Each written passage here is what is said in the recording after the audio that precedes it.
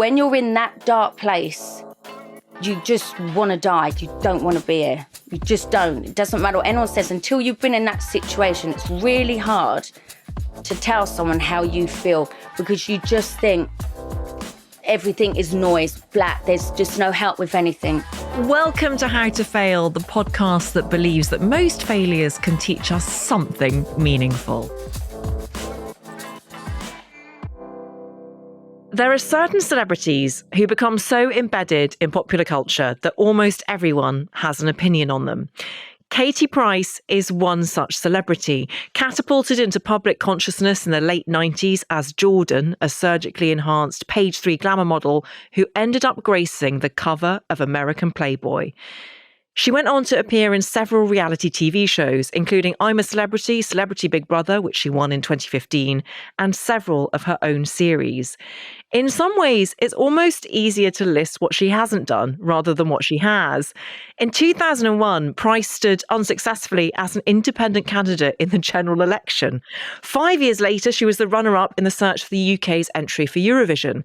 She's released 6 autobiographies, 11 novels, and was in the top 100 best-selling authors of all time between 2000 and 2009. In 2018, following a barrage of online abuse focusing on her disabled son Harvey, Price became a parliamentary campaigner to make online abuse a criminal offence. And yet her successes have always seemed to be slightly overshadowed by the media attention on her public failures. But I've always been struck by Price's honesty and heart, her ability to own up to mistakes, and her willingness to keep on trying. As she put it in one of her memoirs, "I'm so loud, as if I know what I'm on about, but deep inside, I'm so insecure, just a little girl." Katie Price, welcome to How to Fail. Oh, I love it. Can I just say something? Listening to you say that, it's quite exhausting. I've done so much, and You've done it's easy. so much. What you just said, by the way, thanks for having me. Thank you for coming. No, thanks. Because you've had so many lives and you're still only 45. We're the same age. And I was like, wow. Are you? And I followed your career from day one, by the way. Oh, I have watched you you on all the shows, think you're great. And I was like, I didn't even realise half of this stuff. Do you know what I've done? So you're 1978 as well? Yes. Are you a Gemini? No, but I love that you think I am. I'm married to a Gemini. I'm a Scorpio. I'm a Gemini. Are you? But I'm a good Scorpio. Oh, I like that. But I want to go back to that little girl that we ended the intro on, that idea of being an insecure little girl. Let's talk about her. When was the first time you remember feeling insecure? I've now been diagnosed, not that I believe in labels, but it makes sense. I've got severe ADHD. And it would make sense now because I've made the wrong choices, done the wrong things, when really I'm just innocent, gullible. But yet there's that side of me where I just can't help to say something or do something. And we've worked out in my brain, it's got to be my ADHD. I look like I'm out there, when really I love nothing better than to be at home, cook, watch telly, be cozy, cup of tea, slippers, no makeup. Yet if you judge me by the media, it's like a character they've made. So being a young girl, I was always into horses, never into boys. It was always me getting on my mountain bike. I tied my radio to the handlebars and used to cycle to my horse, spend all weekend there, after school, all there till it got dark till my mum picked me up, or unless I rode the bike. That was all my life. And then I did swimming, gymnastics. That was my life. And then family. That was it. And you're still very into horses. So one of the shows that I watched about you was you doing dressage. Love it. Which you're incredibly good at. And it's a very controlled, graceful sport. And I wonder if there's something about the control that appeals to you. Because from an outside perspective, sometimes it feels like a lot of your life might be out of control. Yeah. I do show jumping as well. Amazing. Which is completely different. But that's what I mean. You never hear about the charity sides I do. You never hear about me and my home life. If anything, you hear the opposite. Oh, she shouldn't have animals. She shouldn't have this. I don't know where they get all this stuff from. So like back in the 90s when I started, the media was so different to what it is now. I would call it more like a monopoly game. It's a game. If you want to enter this industry, no, there's no textbook for it. So then I learned to realise if you give the press what they want, they give you something back. And I feel today, it's not like it was then 20 odd years ago, it's more mental abuse. And I've said it before, I do not care if the media never writes about me or puts a picture of me in the paper again, because all they do is try and knock me down. And obviously I have therapy. I'm sure you'll ask me about all of that. And I just feel they think I'm a product, not a person. I think they think of you as a cartoon character. And it ricochets off to my children, my family, my friends. It's exhausting. Now, if I do anything good, they never write about it. They just want to pick. And they knew I had a breakdown. They knew I went into the Priory. And even when I was in the Priory, they were still writing about it, not giving me a break. And I just think some of these journalists these days have a lot to answer. It might be their job, but turn it around, because sometimes if there's ever a story and I put up on Instagram and put their name in it and what paper, they phone us up to take it down. But it's like, well, hang on, why is it all right for you to write a story that you don't check? And even if you do and we say no comment or it's not true, you still write it anyway. And I just miss that days. It was fun, but I don't understand why they want to keep putting me down, because you've got social media now and I do my TV programs where I've got a voice which probably goes out to more people than what they sell in their newspapers and magazines now. Yes. And I think an unscrupulous journalist's answer to that would be, well, she wanted to be famous, which I'm not standing behind at all as an excuse. But my question to you is, do you regret being famous now? Do you know, I hate that word because I still don't think I am. Don't you? No. Well, it's amazing. We were talking beforehand. You have turned up on your own. There is no entourage. It's you. You recognise the cameraman from a job that you've been doing. You're so real. And yet so many people don't think of you like that, maybe because of the plastic surgery, maybe because of the cartoon character that the media's created. But that's fascinating that you don't think of yourself as famous. I hate that word. Ugh, it's embarrassing. I get embarrassed because it's so embarrassing. Famous to me is someone who's like a Michael Jackson, who's known worldwide. To me, I'm just like a celeb who lives in England. It's really weird. But people have to remember, I started this when I was 15, 16. Then I got on page 3 at 17, I think it was. So I do not know any different. I didn't enter this world thinking, oh, I'm still going to be here when I'm 45. Because normally it's like a 2-year or a year shelf. It's like with pop bands, girl bands, or people who release singles. I've seen so many bands, pop people, presenters, models come and go all through my time. And I'm like, why am I still here and not them? Why? And I still can't answer that now. And people say, yeah, you're good at the press. I'm like, but it's my life. It's like a drama series, my life. And I think because it is real, a lot of people can relate and think, bloody hell, she's been through that. So, and I talk about things. So I think people can relate that way. I'm not manufactured things. I've made wrong choices. But that's because I felt that's what I had to do at the time to defend myself. So the worst thing about social media is you put stuff up because you're angry or you want to have a go back at someone. But I've realised through therapy, because I haven't done it now for over a year, it's taken me that long, that actually just sit back before you retaliate, because when you retaliate, it then encourages media, encourages other people. Just say nothing, which is so hard for me to have learnt to have done. So instead, I communicate with my support group around me, air it to them and say, oh, I want to put this up. They're like, Kate, no. And I've learned to listen. You say that there's so much I want to get into, and we'll start with your failures quite soon because they're really profound. You say that you're not manufactured, which is, I completely understand. You're so real. Yeah. And yet people are obsessed with your historic surgical interventions. Do you know what? So when I was like, oh, I want this done, it's like going shopping for me, which is so bad. But I could go further than what I've done. Sometimes I do look in the mirror and think, oh, are people looking because you look plastic, or are they looking because you look good? There's nothing worse than when, like, these young girls now, and I will say it, in their early 20s, who are all getting fillers, all getting lips, all getting the boobs. I'm not a hypocrite, but I didn't start doing my face until I was in my 40s. Yes, I had a boob job, but I didn't even have fillers. I didn't have Botox till I was like 27, 28. Lips I tried when they didn't know and I looked like a duck, but then I just relaxed on it. all the girls look the same now. And I think, what are they going to look like then when they're my age? Like I say to my kids, because they're like, oh, Mum, you're not doing surgery again, are you? And I'm like, oh, it's all right. They're so used to it, I think I've put them off for life. But people don't realise when you have surgery and stuff, you only see before and after. You don't see in between when you've had it, how the pain and the cleaning, the stitches out and the bed rest, this, that.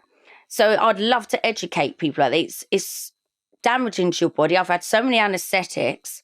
I know I still choose to do it, but like I say, I'm older now. I didn't do it all in my 20s. I think everyone looks like aliens these days. Have you ever felt beautiful? No, I don't think I am now. I never have.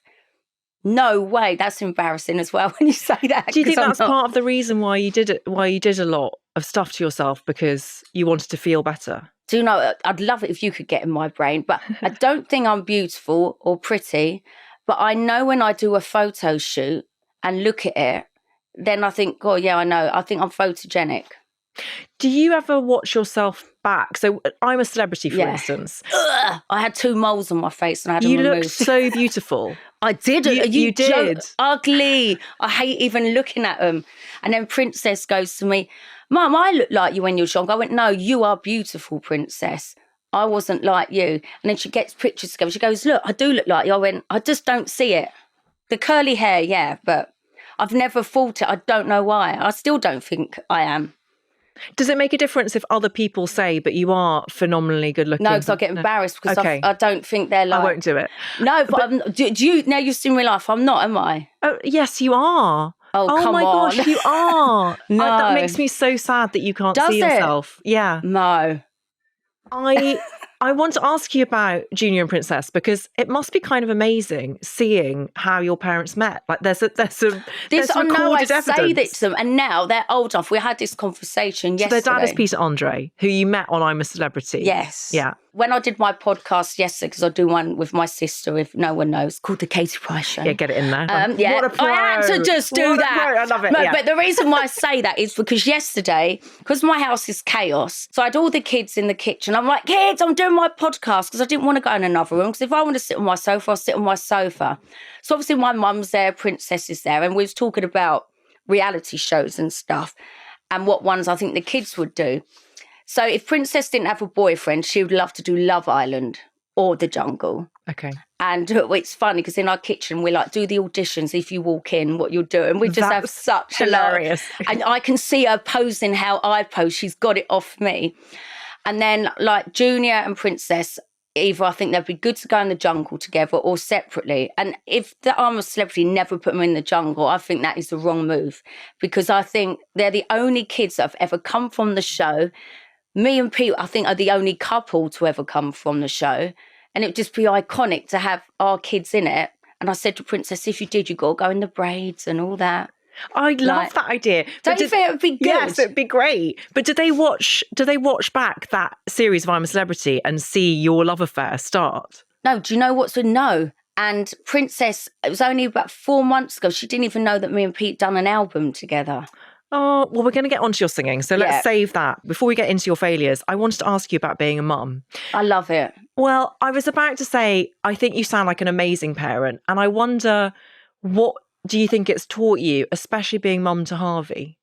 See, this is the thing. Like I said earlier, I've always been a caring type. Like with my horse, I'd spend hours brushing it. If I saw a dead bird, I'd bring it in, try and get it alive. I just always wanted animals, love babies. When my sister was born, I was so excited because I wanted to change the nappy, feed her, wrap her in a blanket.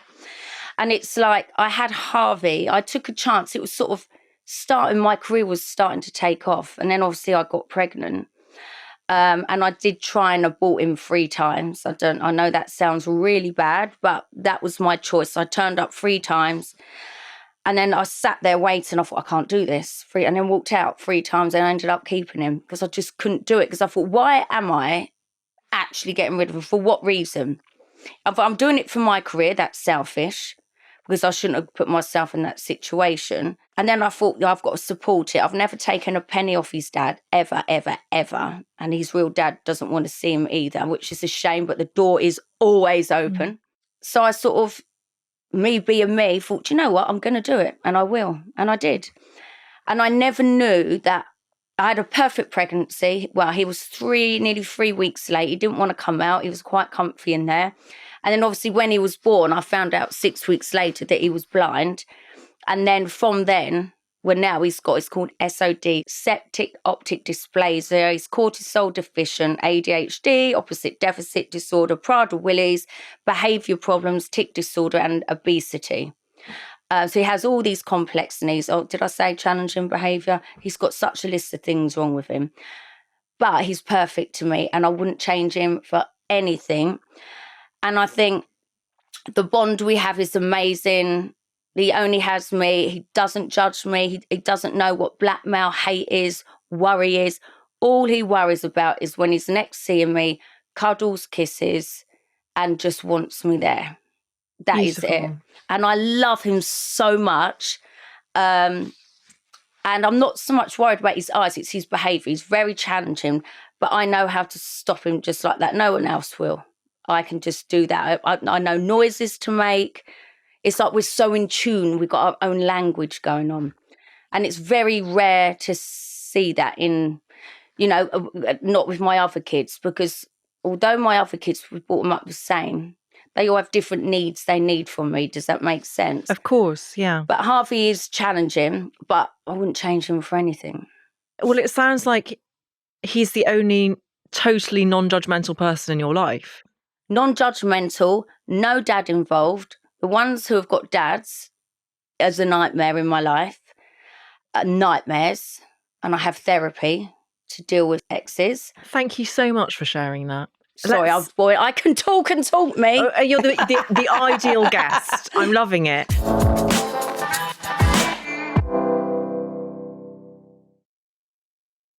Let's get into your failures. Your first failure is marriages, but more specifically choices in partners and how that's impacted you. So here we go.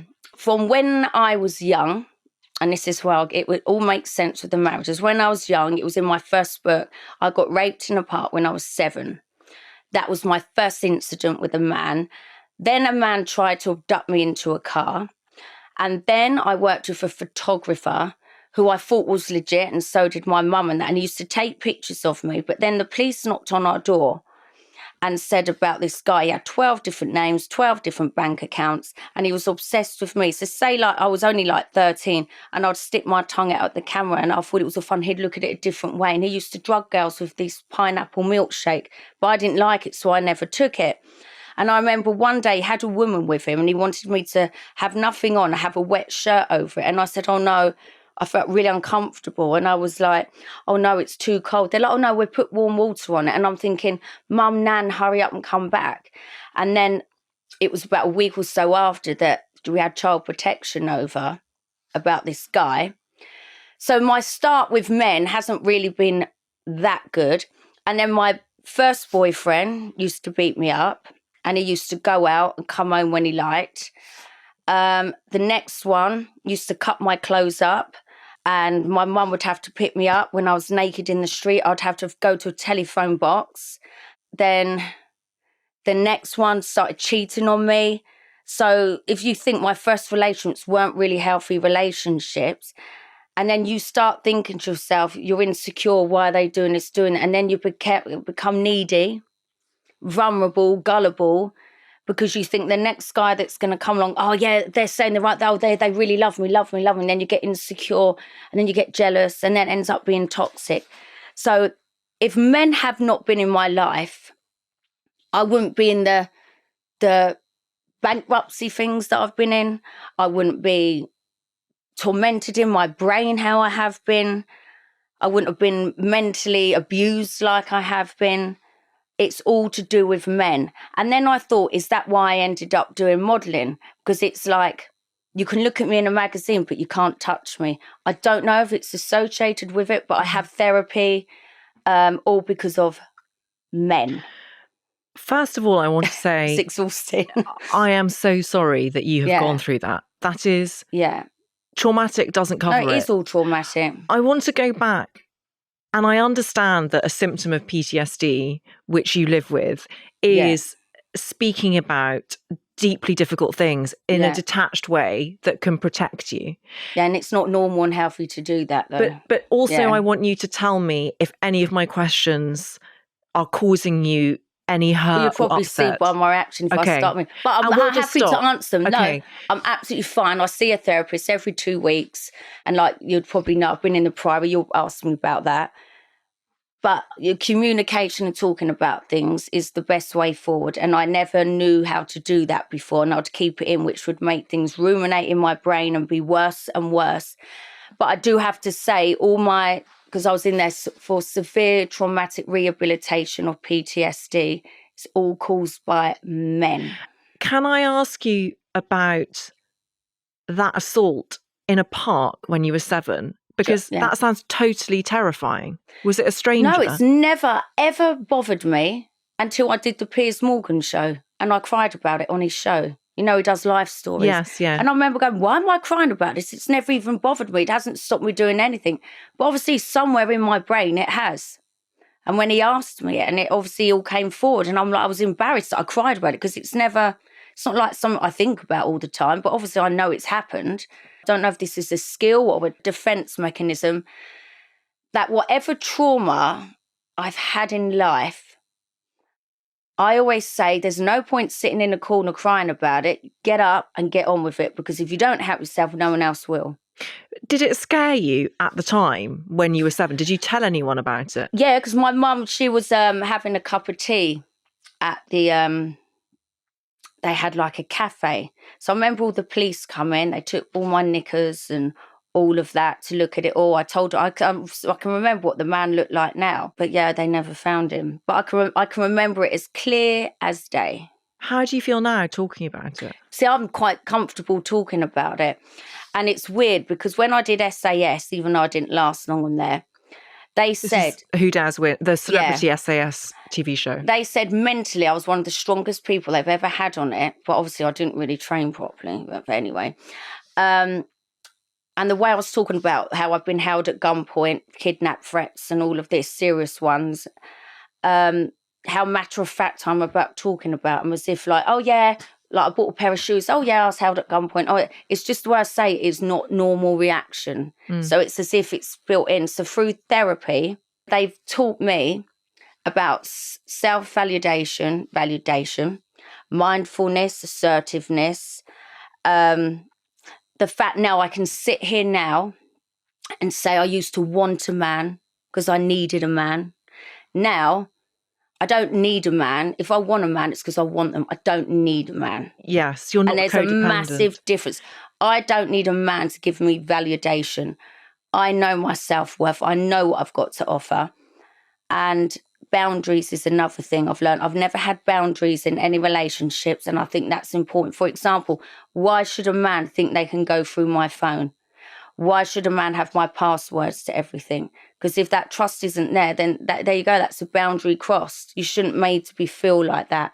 You know, coming to my workspace with me all the time, that is not normal. Why would someone want to stop me earning money to work? Because they might think I might bump into an ex, or they might not like the conversation I'm talking about. I do have a past, and I probably will bump into an ex. If people talk about me and Pete, oh, I loved you and Pete together, or I loved your song, then it causes an argument for me when they walk away. And I'm like, but it's not my fault. I have got a past, and people like love that song, like A Whole New World. So whenever I've had a drink and I want to do karaoke, I want to sing A Whole New World, you know. And then that would cause trauma, but it's not because I'm thinking of Pete. I love Whitney Houston. That's been at all my weddings. But it sounds to me as though a lot of your exes have sought to control you because they're scared of something. And potentially what they might have been fearful of is your power, your sexual power. It's all of that.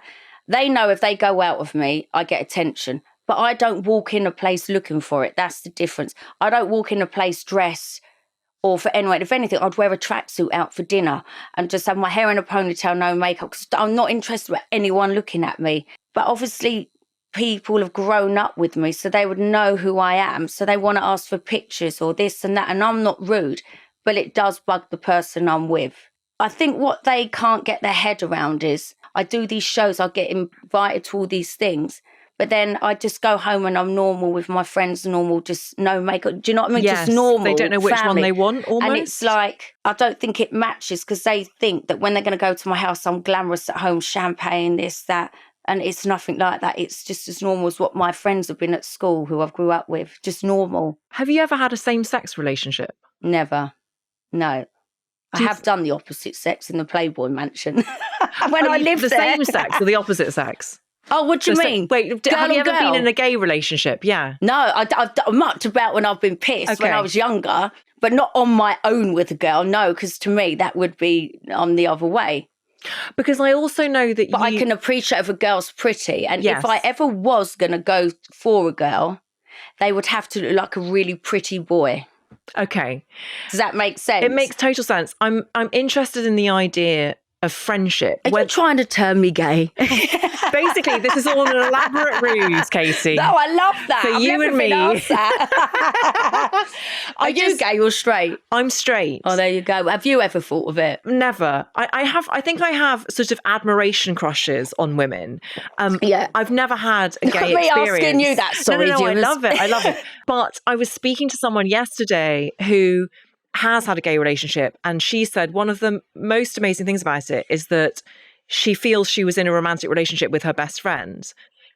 And when they broke up, they also had to break up their best friendship. It's funny you say that. So a girl, Sally, who was my birthing partner with Harvey, who I used to go out, she used to do my makeup for years, and we lived together. She lives away now. I always used to say to her, and she always used to say to me, I used to say, if only you was a man, you'd be my perfect partner. We'd never done anything together because we had so much fun together, done absolute everything together.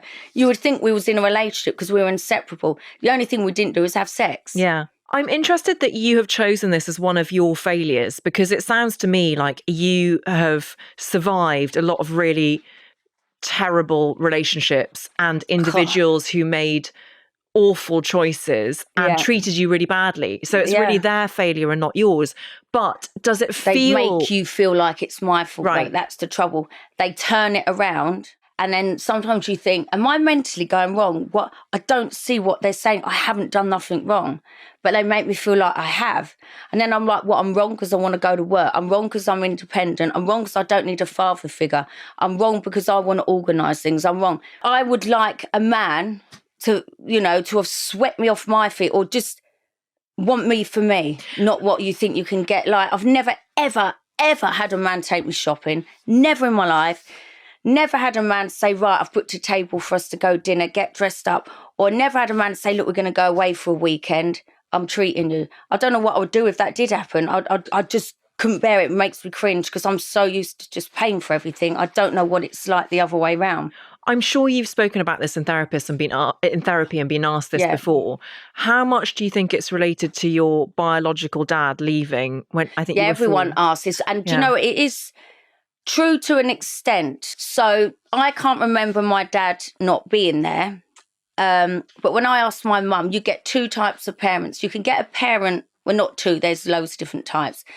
Are you the kind of parent that, was your parents that if you had homework or anything, and you went home to show them, would they be like, oh yeah, I'll have a look later? Or would you be the parent to say, oh, show me your work and this and that?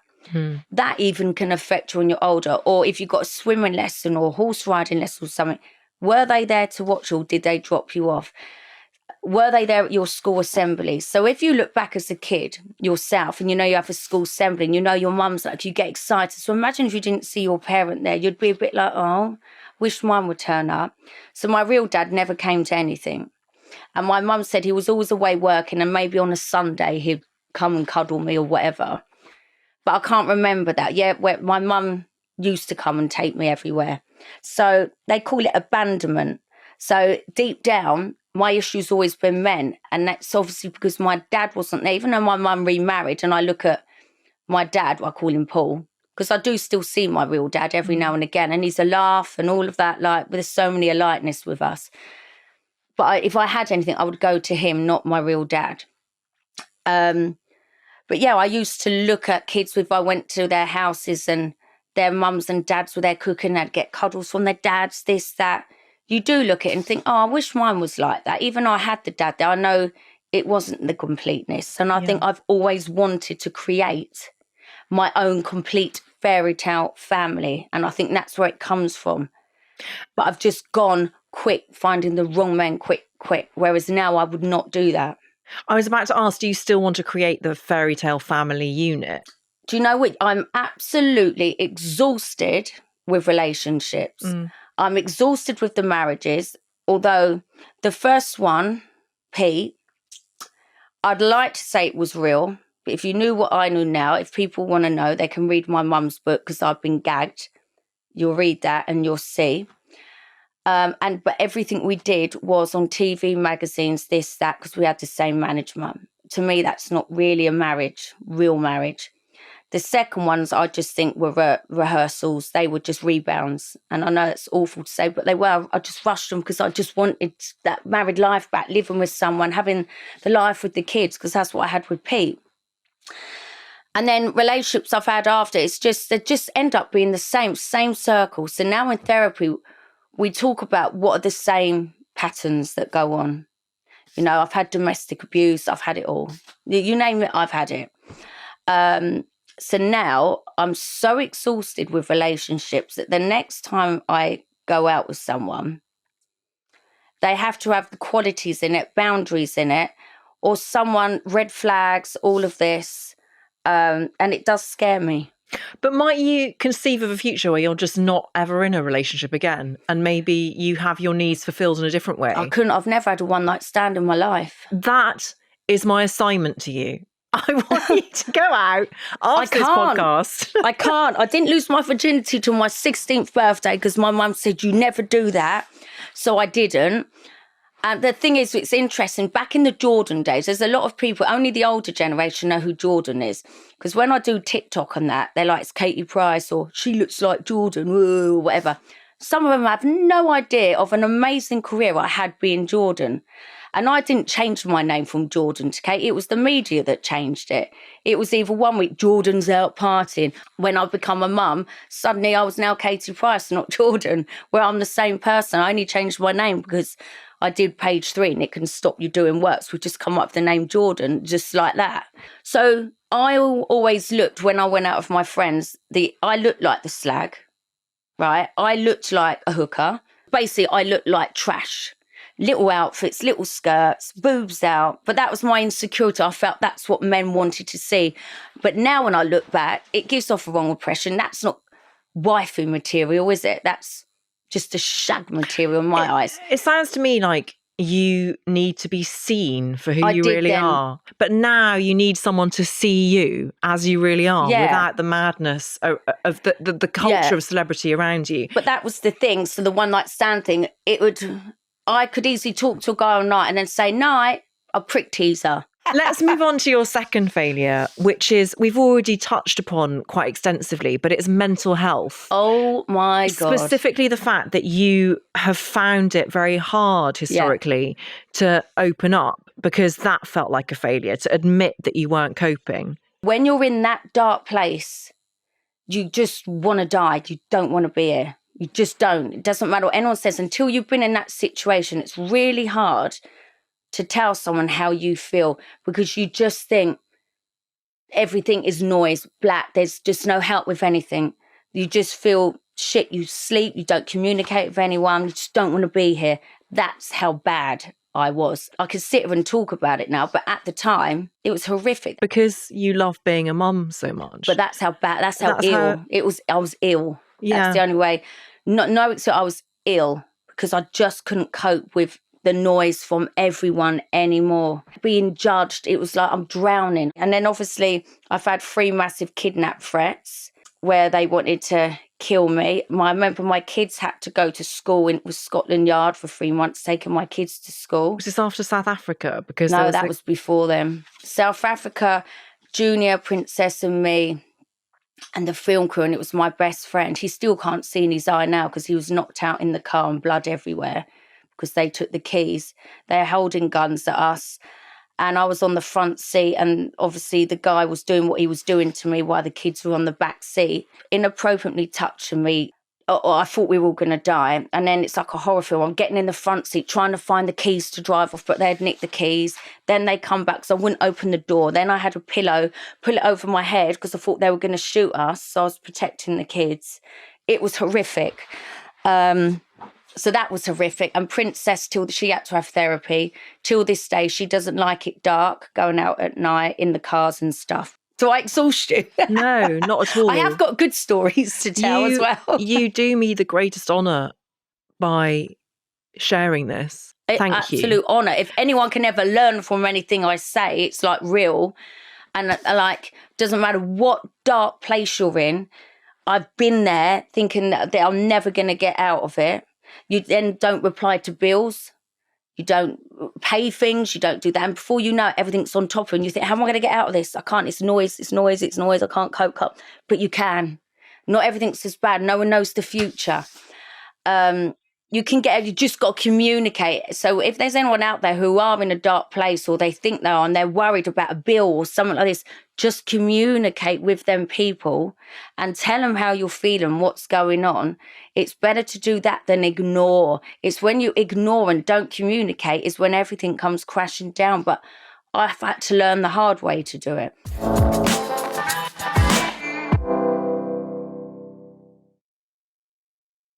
Your final failure God, is... which one is this? I'm exhausted.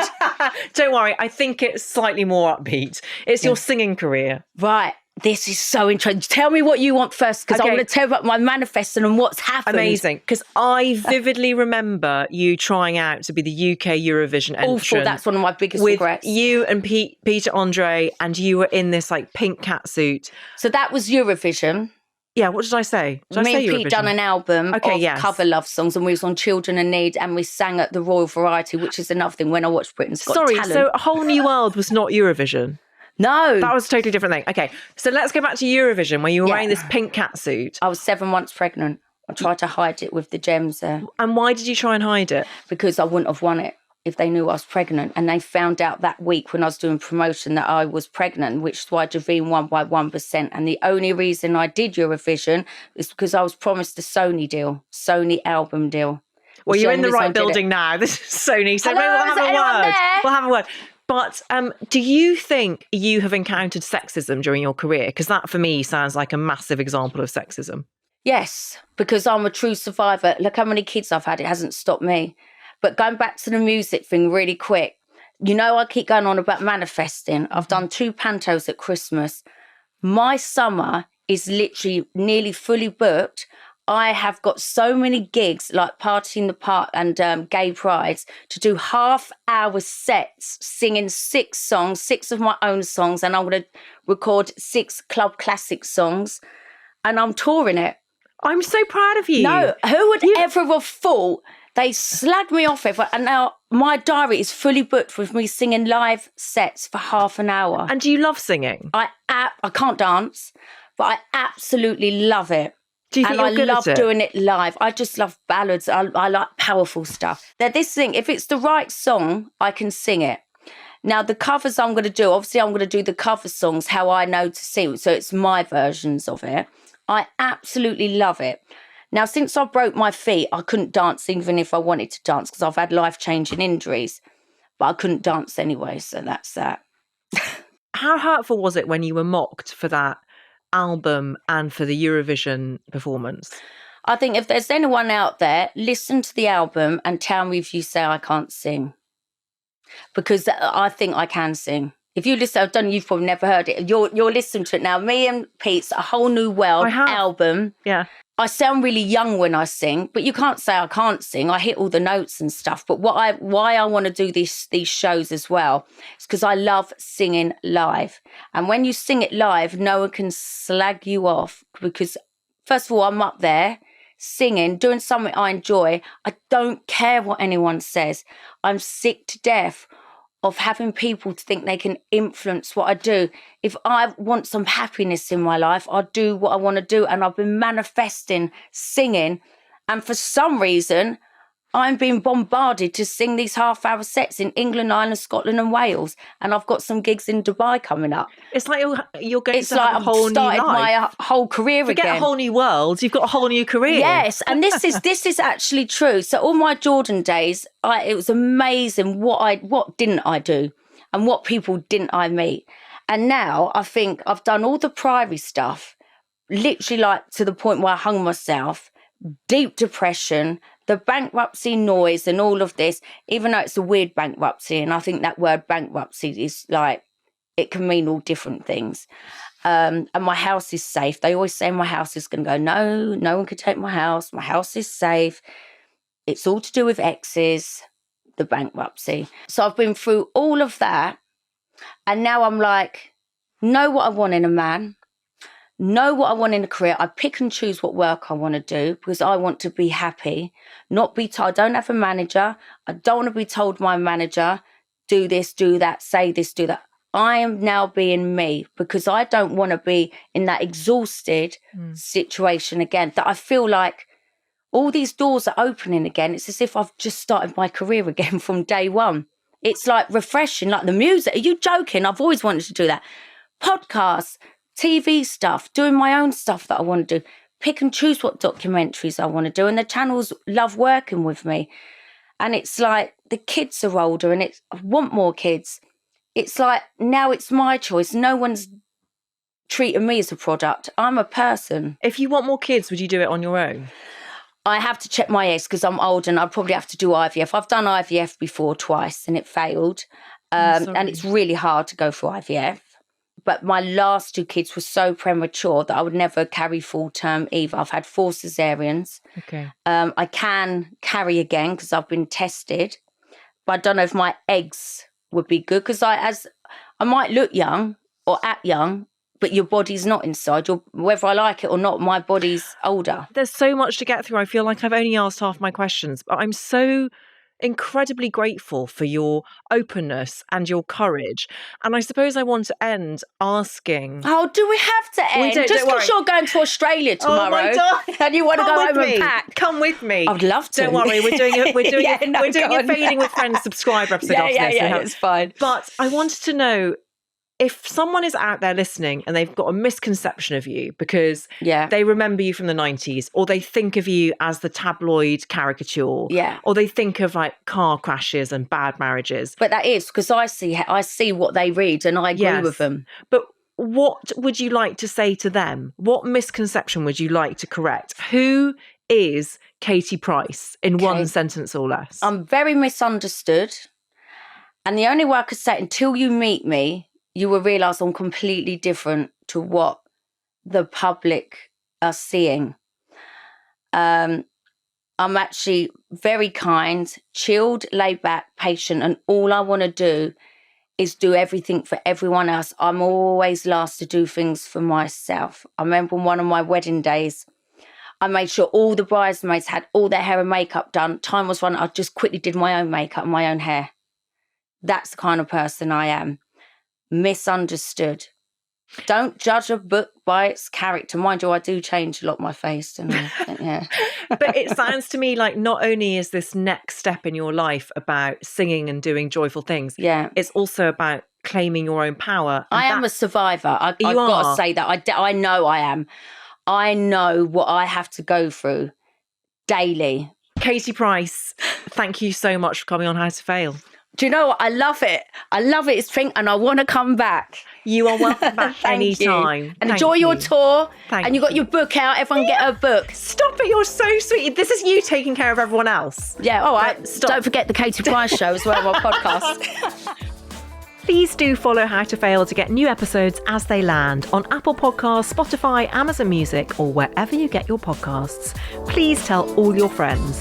This is an Elizabeth Day and Sony Music Entertainment original podcast. Thank you so much for listening.